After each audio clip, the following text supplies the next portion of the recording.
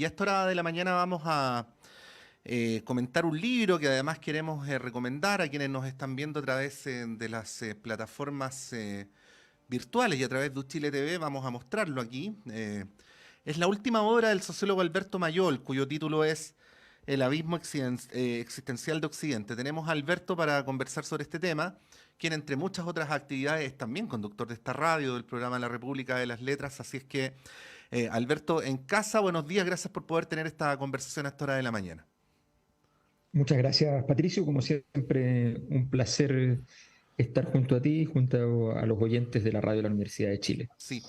Cuando hago entrevistas sobre libros, Alberto, casi siempre la primera pregunta es la misma, ¿ah? Porque cuando una persona toma la decisión de dedicarle un tiempo largo de su vida a escribir sobre un tema en puntual, es súper interesante saber cuáles fueron las motivaciones, porque obviamente uno deja de hacer muchas otras cosas en la vida, ¿no? Y voy a decirlo así, hay una parte de tu actividad que tiene que ver con el análisis político coyuntural, como por ejemplo el del podcast La Cosa Nostra.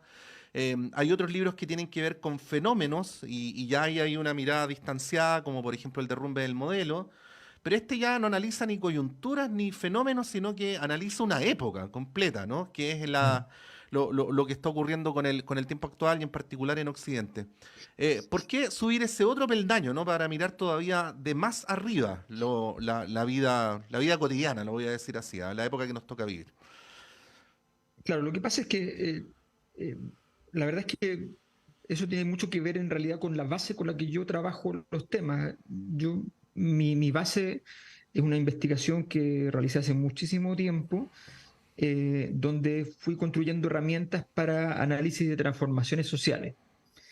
Hay un conjunto de temas en las ciencias sociales que son temas que decimos así en ciencias sociales son amorfos, ¿no? Y esos temas me han siempre resultado muy apasionantes porque significa construir herramientas conceptuales, metodológicas de distinto tipo. Y, cuando trabajé sobre las transformaciones sociales, justo vino un proyecto de investigación en Chile que nos ganamos cuando yo llegué a la Universidad de Chile, en ese entonces, en el 2008, que era un proyecto Milenio, y en ese proyecto Milenio había una etapa cualitativa y nos encontramos con un conjunto de cosas que a mi juicio revelaban que venía un gran proceso de transformación de Ujú, acuerdo a lo que yo venía trabajando como modelo. Entonces, entré en la coyuntura por eso. Yo ujú. no entré en la coyuntura por la coyuntura, Ajá, entré sí. porque estaba aplicando mi modelo. Y ese mismo modelo es el que siguió trabajando en el tiempo y he ido perfeccionándolo, según yo al menos. Ujú. y, pero en general las publicaciones que voy haciendo tienen más que ver con las coyunturas porque efectivamente los otros son trabajos más lentos. Pero hace como 6 7 años yo empecé a aplicar ese modelo para entender los fenómenos de la globalización. Ujú. Y luego me di cuenta que en realidad la globalización era un fenómeno que era acotado de un fenómeno más grande.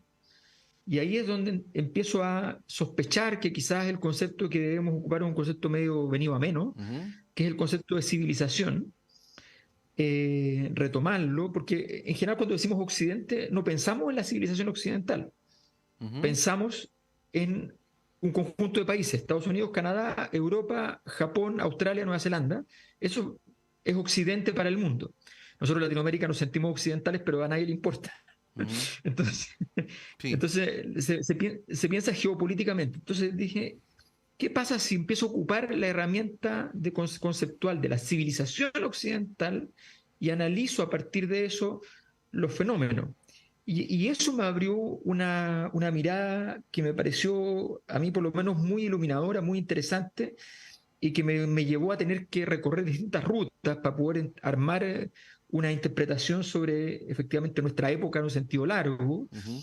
sobre el posmodernismo, sobre la guerra, sobre la conversión de Europa en un hotel con museos, Ujú. digamos. Ujú. Como dijo un profesor la semana pasada, que fue a unas presentaciones de libros sobre más o menos un tema parecido, un profesor que yo tuve decía, en Europa decía, somos un conjunto de herbívoros en un mundo de carnívoros. Sí. Entonces, esa es la sensación de estar viviendo en un lugar donde tú no vas a tomar las decisiones y estás como a merced, pero vives fantástico. Y eres Sí. un herbívoro que sobrevive maravillosamente, pero estás en esa situación. Entonces, me parecía interesante meterme en eso y la verdad es que otorgó una serie de posibilidades interpretativas bien importantes. Ahora, conectémoslo vamos como de lo micro a lo macro, Alberto. Bueno, Alberto fue durante muchos años panelista de esta radio. De hecho, tuvimos ahí, Alberto, hartos años los martes de Mayol, ¿te acuerdas? Sí, bueno. Y claro, ahí yo me acuerdo que, por ejemplo, tú trajiste por primera vez algún medio de comunicación, estudios sobre el malestar, los estudios sobre cómo funcionaba el CAE, empezamos a hablar del CAE mucho antes de que el tema explotara. Exacto. Y cuando vino el estallido social, de alguna manera hubo una reivindicación de aquellos académicos que trabajaron con este concepto que se resumió en una sola palabra, que es el malestar, ¿no? Mm, Bueno, el malestar multidimensional asociado al caso chileno, ¿no? mm, Pero ahora uno mira todo tipo de fenómenos donde, por ejemplo, una persona estándar de cualquiera de estos países que tú nombrabas y de otros como los nuestros se puede sentir incómodo con la presencia de los migrantes, ¿no? O se puede mm. sentir incómodo con los vaivenes de la economía, o se puede sentir preocupado por el avance de la guerra, o se puede sentir preocupado porque la sociedad es cada vez más diversa y cada vez menos homogénea, en fin.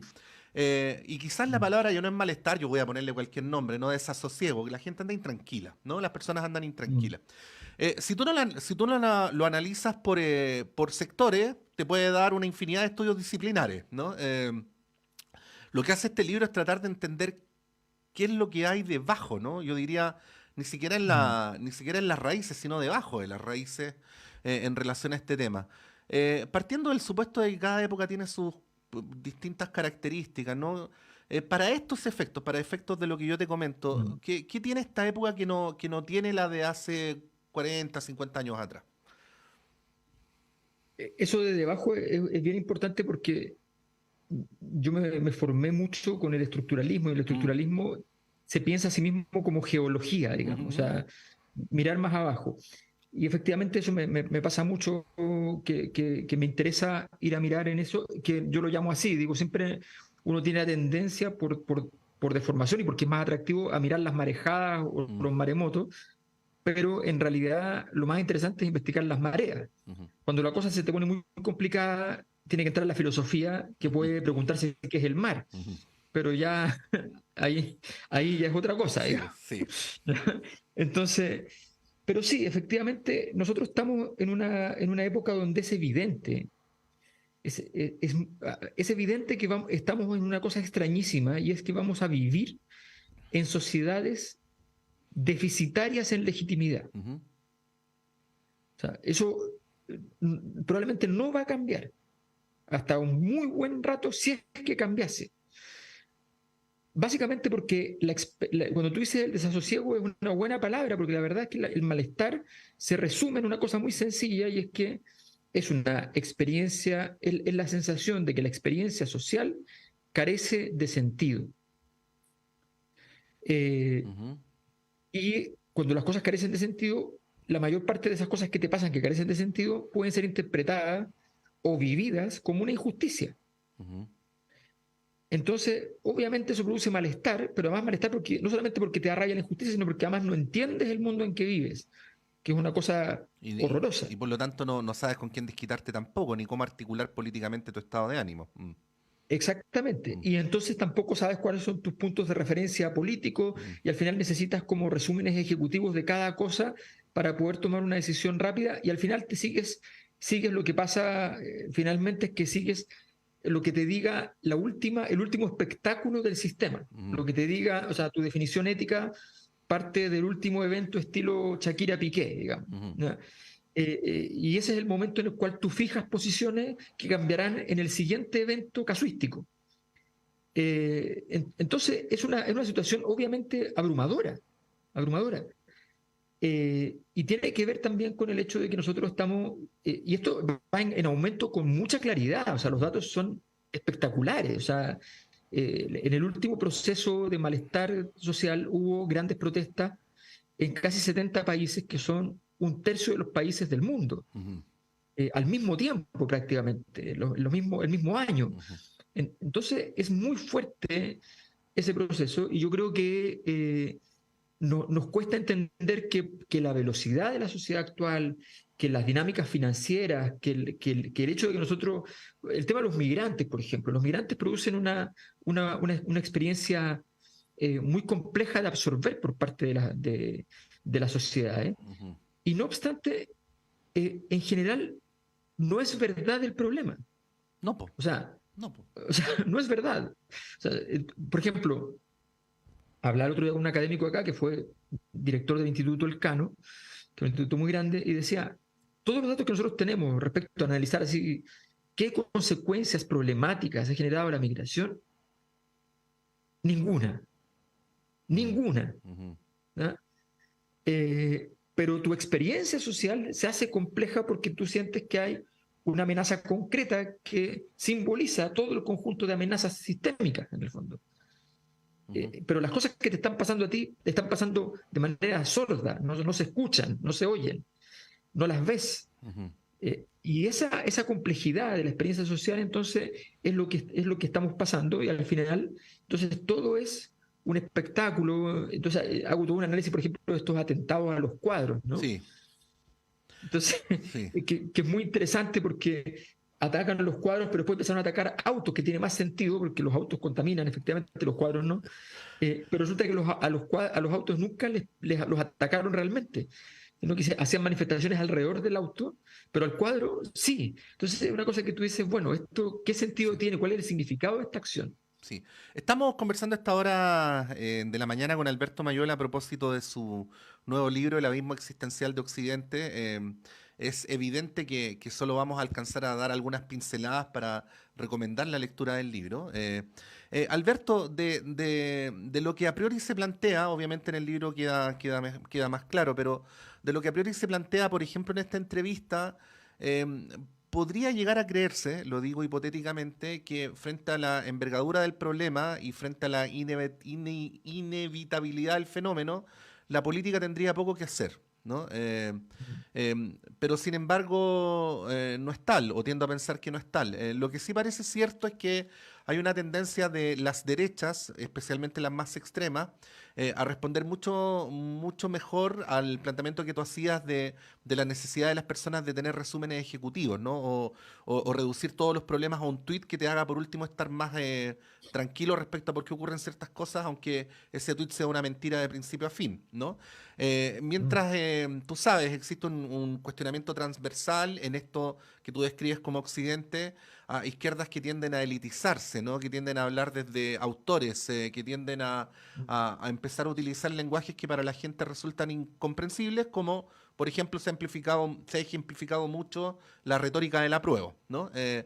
Bueno, en este tiempo que corre y descrito así resumidamente el fenómeno, ¿cómo ves el rol de la política, ¿no? Mm. Y para sintetizar y no hacer muchas más categorías, la política en lo que respecta al pensamiento conservador y en lo que respecta al Mm. pensamiento progresista. Mm, Mira, es súper importante ese punto. Lo voy a resumir así. mm, La modernidad generó dos ideologías y una contraideología. ujú, Las dos ideologías son racionalistas, el liberalismo y el socialismo. ujú, El liberalismo político, en rigor, existen las personas, en ciertos intelectuales en el mundo, pero no existe el liberalismo político. ujú, El liberalismo político fue subsumido, absorbido, fagocitado por el liberalismo económico, ujú, que no tiene nada que ver con el liberalismo político, son completamente opuestos en muchos elementos. Por lo tanto, a mí si me dicen, oye, va a volver el liberalismo, yo digo, fantástico.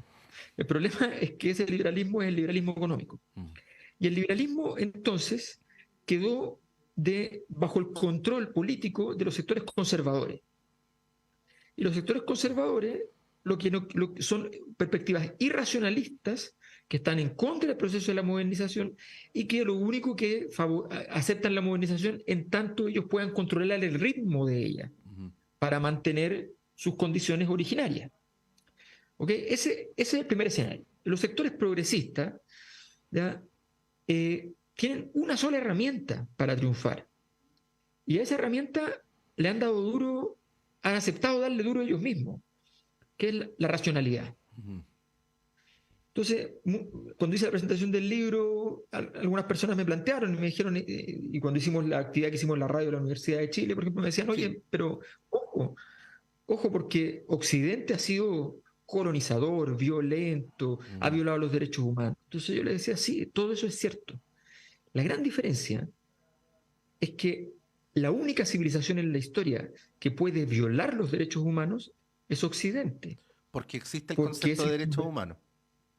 claro, porque en ninguna otra civilización existe ese concepto. Mm. Por tanto, la posibilidad de reparación a partir de una construcción conceptual, ¿ya? Entonces, hoy día la gente dice, no, pero las construcciones conceptuales no sirven. Mire, desde el momento en que dejamos de usar las construcciones conceptuales, el mundo se ha vuelto más desigual, más disruptivo, con menos valor de la democracia.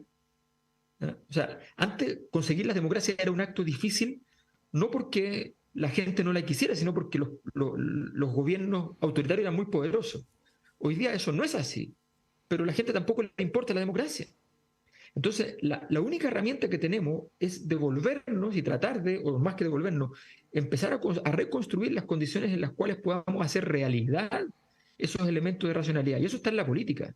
La política es la única que puede hacerlo. Ujú. Pero mientras la política esté dominada por el espectáculo, por la irracionalidad, por las pasiones, por los sesgos, eso lo único que van a ganar va a ser la ultraderecha. Mm. Eso ha pasado siempre.